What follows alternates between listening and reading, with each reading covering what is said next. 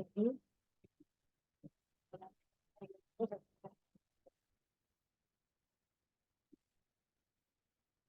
कार्य करने में देरी नहीं करनी। अपने भाई बहनों को ठोकर खाने से बचाना है। यूं कर आप सामान बनाना है। आज का प्रश्न है, किस बात का अनर्थ होने से भारत कौड़ी मिसल बन गया है?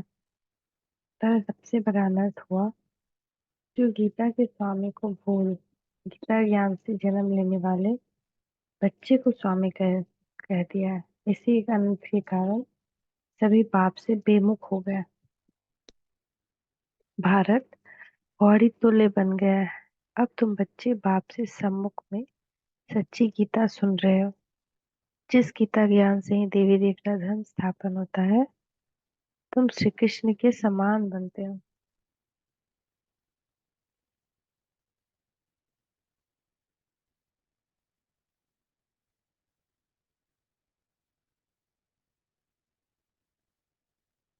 आज का गीत है, किसने यह सब खेल रचाया।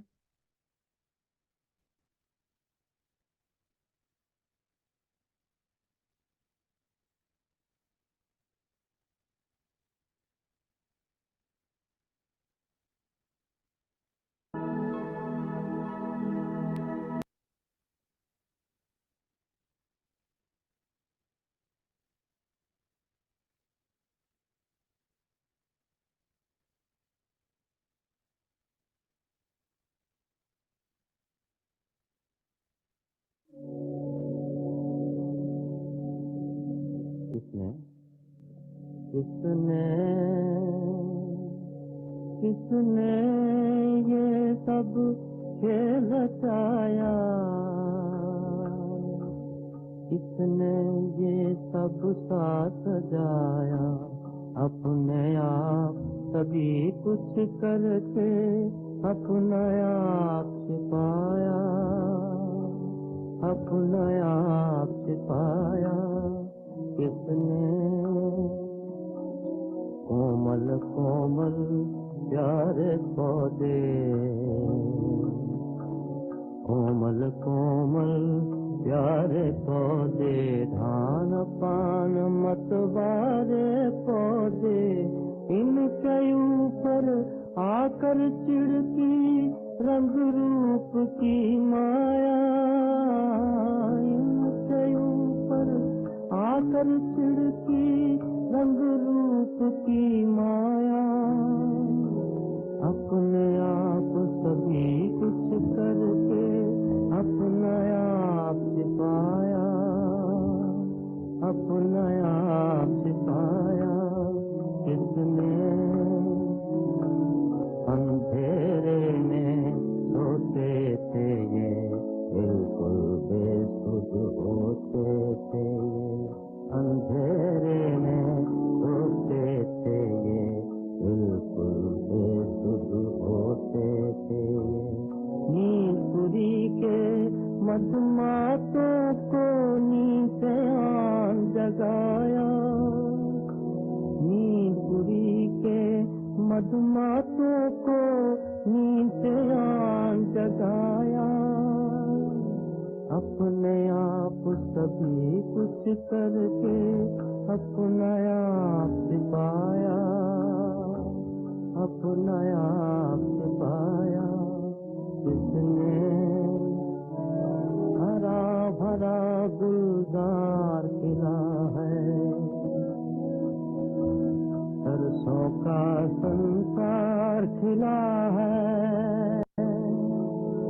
देख देख मन में सुख होवत अखियन नूर समाया, देख देख मन में सुख होवत अखियन नूर समाया। अपने आप सभी कुछ करके अपना आप छिपाया, अपना आप छिपाया। किसने किसने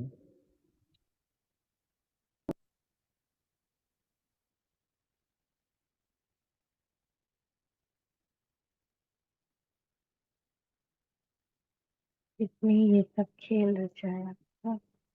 ब्राह्मण कुलभूषण समझ गए हैं कि बरोबर हमको स्वर्ग में बहुत अपरंपार सुख थे, हम बहुत खुशी में थे। हम जीवात्माएं स्वर्ग में बहुत मस्ती में थे। फिर क्या हुआ? रंग रूप की माया आकर चटकी।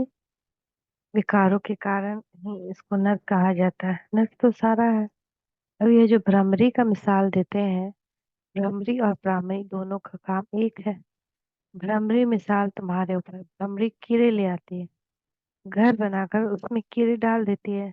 यह भी नर्क है। सब कीड़े हैं, परंतु सब कीड़े देवी देवता धर्म वाले नहीं है। जो भी धर्म वाले होंगे वह सब नर्कवासी कीड़े हैं। अब देवी देवता धर्म के कीड़े कौन है, ये कैसे पता पड़े? ये ब्रह्मवंशी ब्राह्मणियां हैं जो बैठ पूजा करती रहती हैं। जो देवता धर्म के होंगे वही ठहर सकेंगे, जो नहीं होंगे ठहरेंगे नहीं। नरकवासी कीड़े तो सभी हैं। हम्म, सन्यासी भी यही कहते हैं कि नरक का यह सुख काग विष्ठा के समान है। उनको यह पता नहीं कि स्वर्ग में अथाह सुख है। यहाँ पर 5% सुख है, पर यहाँ 5% सुख और 95% दुख है। इसको कोई स्वर्ग नहीं कहा जाएगा ना। स्वर्ग में तो दुख की बात ही नहीं रहती। यहाँ तो अनेक शास्त्र, अनेक धर्म, अनेक मतें हो गई। स्वर्ग में तो है ही एक अद्वैत देवता मत है, एक ही धर्म है। तो तुम हो ब्राह्मणिया, तुम भोग करती हो, फिर जो इस धर्म में है वह ठहर जाते हैं। अनेक प्रकार के हैं। कोई नेचर को मानते हैं, कोई साइंस को कहते हैं सृष्टि कल्पना मात्र है। इसी वार्तालाप यहाँ ही चलती है।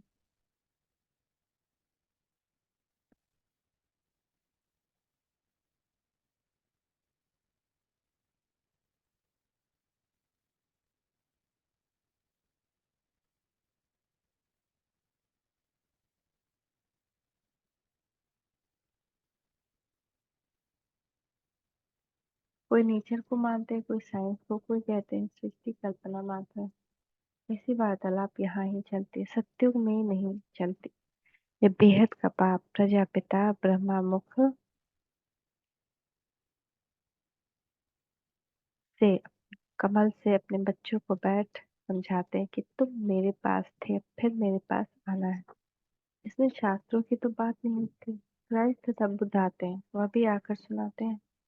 उस समय तो शास्त्र का प्रश्न उठ न सके। क्राइस्ट बाइबल पढ़ता था क्या? बाइबल का प्रश्न ही नहीं उठता। बाप कहते हैं, बच्चे तुम अपनी हालत देखो, माया रावण की कैसी हालत करते। समझते भी हैं।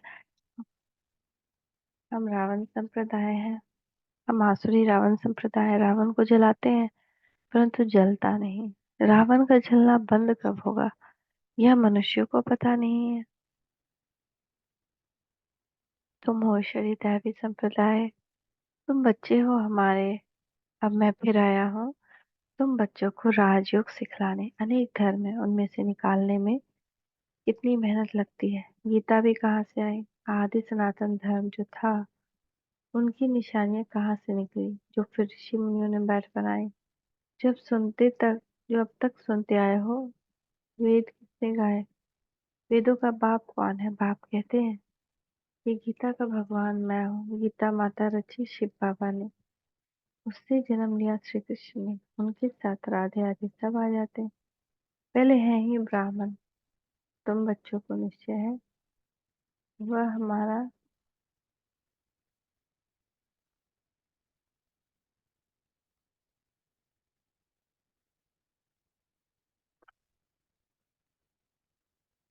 वह हमारा मोस्ट बिलवेड बाप है, जिसको सब ओ गॉड फादर रहम करो भक्त पुकारते हैं।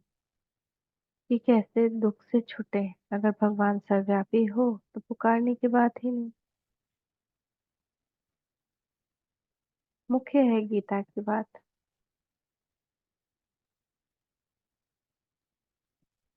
कितने यज्ञ आदि रचते हैं, अब तुम ऐसे पर्चे छपाओ कितना अनर्थ हो गया, जहाँ देखो गीता लिखते रहते। गीता किसने रची, किसने गाई, कब गाई, किसने बनाई, कुछ भी पता नहीं। श्री कृष्ण का भी यथार्थ परिचय नहीं। कह देते हैं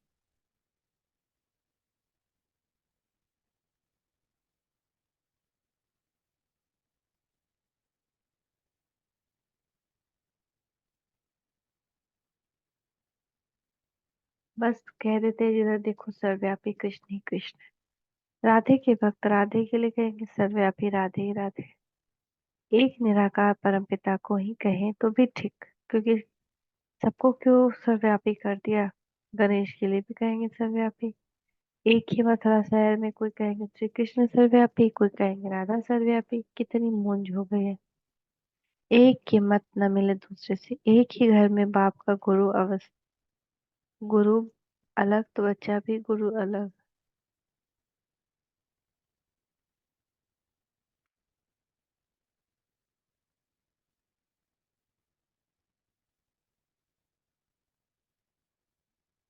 एक ही घर में बाप का गुरु अलग तो बच्चे का गुरु अलग। वास्तव में गुरु किया जाता है वानप्रस्थ अवस्था में।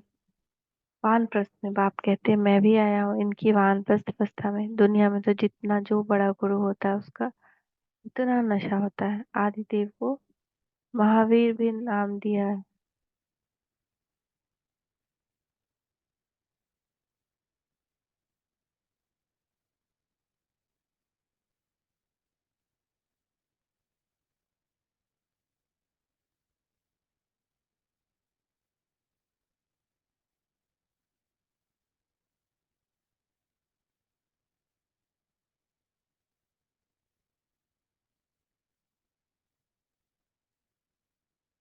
तो बाबा कह रहे हैं आदिदेव को महावीर भी नाम दिया है।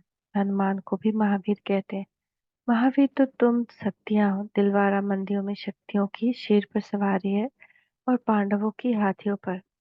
मंदिर बड़ा युक्ति से बना हुआ हूँ बहू तुम्हारा यादगार है। तुम तो उस समय होंगे नहीं जो तुम्हारा चित्र दे। मंदिर तो द्वापर में बने हैं तो तुम्हारा चित्र कहाँ से आए। सर्विस तो तुम अभी कर रही हो। बातें सभी अभी की हैं, उन्होंने बाद में शास्त्र बनाए हैं। अब अगर गीता का नाम न ले तो मनुष्य समझेंगे पता नहीं ये कौन सा नया धर्म। कितनी मोहब्बत, कितनी मेहनत लगती है। वह इस दुनिया में सिर्फ धर्म त्याग स्थापना करते हैं तो वो तो नई दुनिया की बाप तैयार करते हैं। बाप कहते हैं मेरे जैसा कर्तव्य कोई कर ना सके। सब पतितों को पावन बनाना पड़ता है। अब तुम बच्चों को वार्निंग देनी पड़े। भारत में कितना अनर्थ हो गया है, जिस कारण ही भारत खौरी तुल्य बना है। बाप ने गीता माता द्वारा श्री कृष्ण को जन्म दिया। उन्हें फिर श्री कृष्ण को गीता माता के द्वारा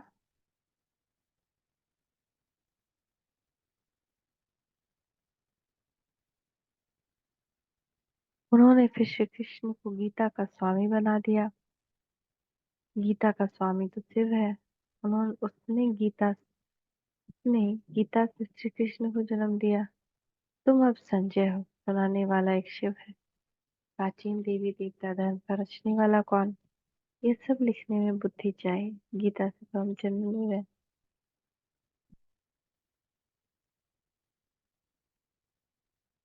मम्मा राधे और ये फिर श्री कृष्ण बनेगा।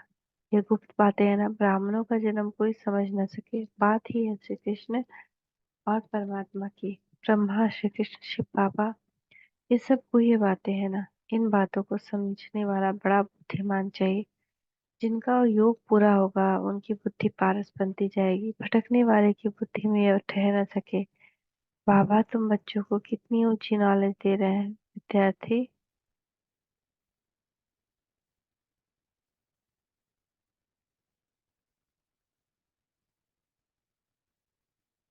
बाबा तुम बच्चों को कितनी ऊंची नॉलेज दे रहे हैं। विद्यार्थी अपनी बुद्धि भी चलाते हैं ना, तो फिर बैठकर लिखो। शुभ कार्य में देरी नहीं करनी चाहिए। हम सागर के बच्चे आपस में भाई बहनों को बचाएं। बेचारे ठोकर खाते रहते, कहेंगे पीके इतनी रड़ियां मारते, कुछ तो बात होगी। लाखों पर्चे छपवा कर गीता पाठशाला आदि में बांटो। भारत अविनाशी खंड है।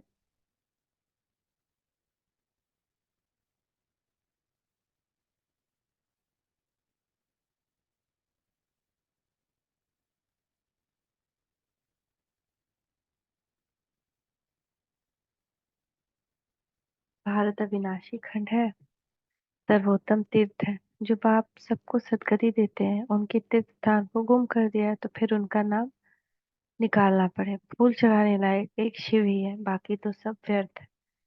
गीता पाठशालाएं बहुत हैं, तुम वेश बदल कर वहां जाओ और फिर भल समझे कि अब पीके होंगी। ऐसे प्रश्न कोई पूछ न सके। अच्छा, तुम समझते हो कि शिव बाबा ब्रह्मा तन में बैठ के बातें समझाते हैं, जो पापा कार्य का मालिक बना करने वाला है।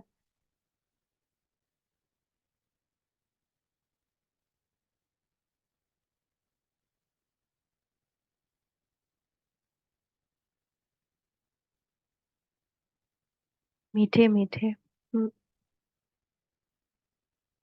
तुम समझते हो शिव बाबा ब्रह्मा तन से बैठ के बातें समझाते हैं, जो बाप स्वर्ग का मालिक बनाने वाला है वह भी आया हुआ है। जब तक ब्राह्मण न बने तब तक देवता बन न सके। ब्राह्मण कुल देवताओं से भी ऊंच है।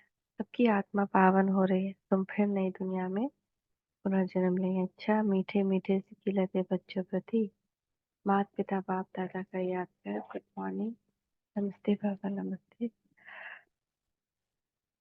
रूहानी बाप की रूहानी बच्चों को नमस्ते। हम रूहानी बच्चों की रूहानी माता पिता बाप दादा को याद प्यार। गुड मॉर्निंग, नमस्ते बाबा, नमस्ते, शुक्रिया बाबा, शुक्रिया। 12/1/69 का ये रात्रि क्लास है, जबकि बाबा जो है ब्रह्मा बाबा शरीर छोड़ से 18 को। तुम बच्चे एक बाप की याद में बैठे हो, एक की याद में रहना कैसे कहेंगे अब ये बेचारी है। अगर यहाँ बैठे हुए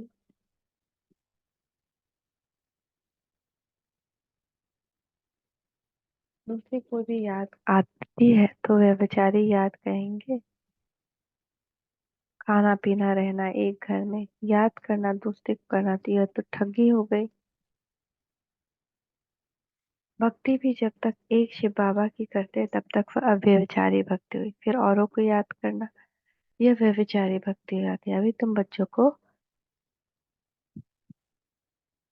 ज्ञान मिला है, एक बाप कितनी कमाल करते, हमको विश्व का मालिक बनाते हैं, तो उस एक को ही याद करना चाहिए। मेरा तो एक है, परंतु कहते शिव बाबा की याद भूल जाती है। वाह, भक्ति मार्ग में तुम कहते थे हम एक की भक्ति करें, वही पतित पावन है। और तो कोई,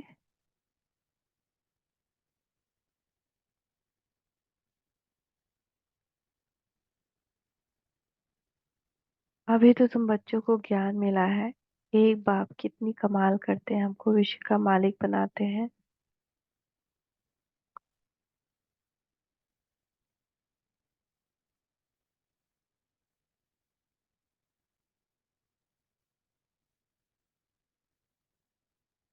तो उस एक को ही याद करना चाहिए। मेरा तो एक है, परंतु बच्चे कहते हैं शिव बाबा की याद भूल जाती है। वाह, भक्ति मार्ग में तो तुम कहते थे हम एक की ही भक्ति करेंगे, वह पतित पावन है। तो कोई को पतित पावन नहीं कहा जा सकता, एक को ही कहा से जा सकता है।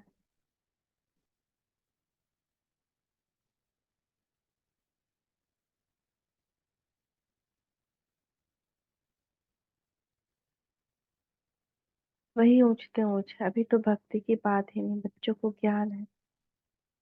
ज्ञान सागर को याद करना है। भक्ति मार्ग में कहेंगे कि आप आएंगे तो हम आपको ही याद करेंगे। तो ये बातें याद करनी चाहिए। हर एक अपने से पूछे, हम बाप को याद करते हैं या अनेक मित्र संबंधियों आदि को याद करते हैं। एक बाप से ही दिल लगानी है। अगर दिल से ये दिल और तरफ से तो याद व्यभिचारी हो जाती है। बाप कहते हैं बच्चे मामेकम याद करो, फिर वहां दैवी संबंधी मिलेंगे। नई दुनिया में सब नए मिलेंगे। तो अभी अपनी,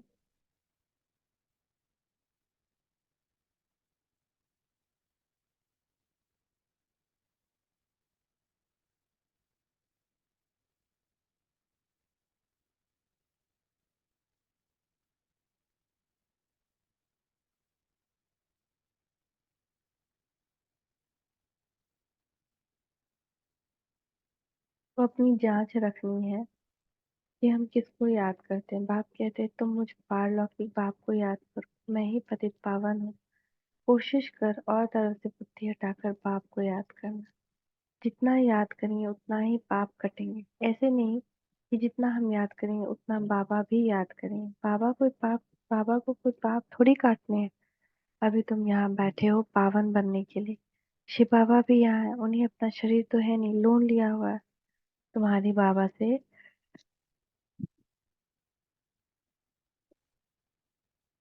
तुम्हारी बाप से प्रतिज्ञा की हुई है पावन बनने की।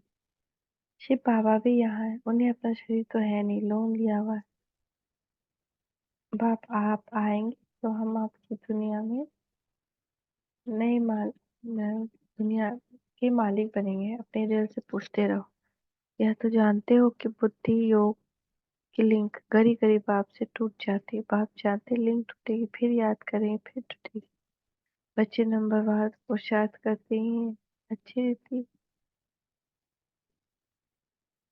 याद में रहो तो इस डिनाइस में भी आ जाएंगे।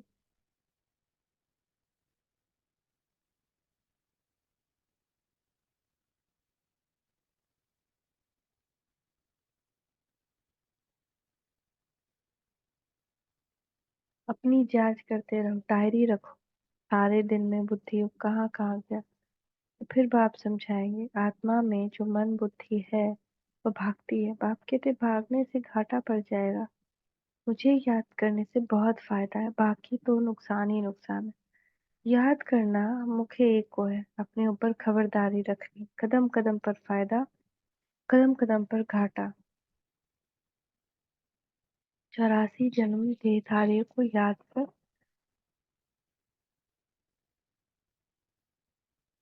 घाटा ही पाया। एक दिन होकर 5,000 वर्ष बीत गए, घाटा ही हुआ। अब बाप की याद में रह फायदा करना है। ऐसे विचार सागर मंथन कर रत्न निकालने हैं। बाप की याद में एकाग्रचित हो लगना है। कई बच्चों को कौड़िया कमाने की चिंता रहती है। माया धंधे आदि के विचार ले आती है। धनवान को तो विचार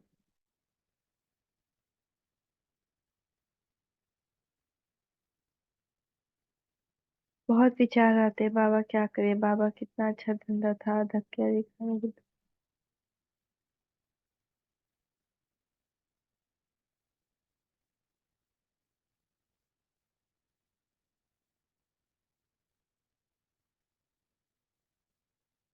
बाबा कह रहे हैं कोई व्यापारी आता है तो पूछता था पहले ये तो बताओ व्यापारी हो या एजेंट हो।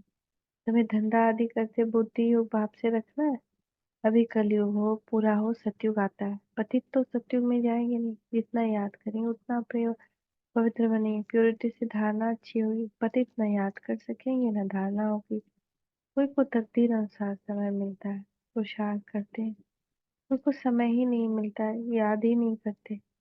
जितने जितने कोशिश पहले करते थे।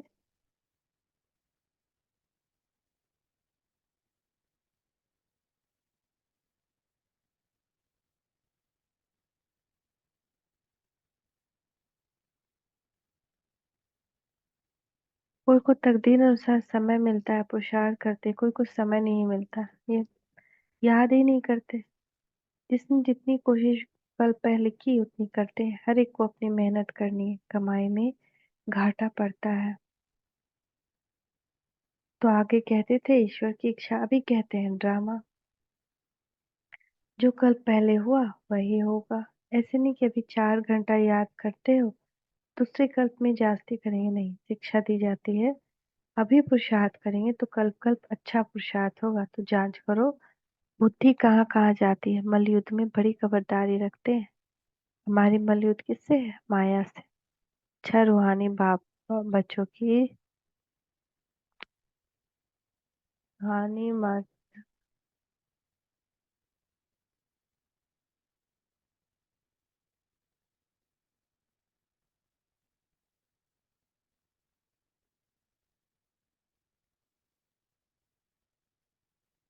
रूहानी बच्चों को रूहानी बाप दादा का याद प्यार गुड नाइट। हम रूहानी बच्चों की रूहानी माता पिता बाप दादा को याद प्यार गुड मॉर्निंग, नमस्ते बाबा, नमस्ते, शुक्रिया बाबा, शुक्रिया। धारणा के लिए मुख्य सार बुद्धिवान बनने के लिए याद से अपनी बुद्धि को पारस बनाना है। बुद्धि इधर उधर भटकानी नहीं। पाप जो सुनाते उस पर ही विचार करना है। दूसरा, भ्रमरी बन भू भू कर नरकवासी बने हुए कीड़ों को देवी देवता बनाने की सेवा करनी है। शुभ कार्य में देरी नहीं करनी है। अपने भाई बहनों को बचाना है। वरदान, समानता की भावना होते हुए हर कदम में विशेषता का अनुभव कराने वाले विशेष आत्मा भव। हर बच्चे में अपनी विशेषताएं हैं। विशेष आत्माओं का कर्म साधारण आत्माओं से भिन्न है। हर एक में भावना तो समानता की रखनी है, लेकिन दिखाई दे कि यह विशेष आत्माएं हैं। विशेष आत्माएं अर्थात विशेष करने वाले, सिर्फ कहने वाले नहीं। उनसे सबको फीलिंग आएगी कि यह स्नेह के भंडार हैं। हर नजर में स्नेह का अनुभव हो, यही तो विशेषता है।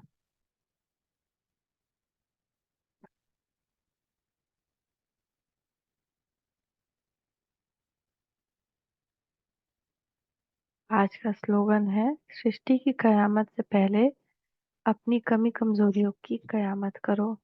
सृष्टि की कयामत से पहले अपनी कमी कमजोरियों की कयामत करो। ओम शांति, ओम शांति, ओम शांति।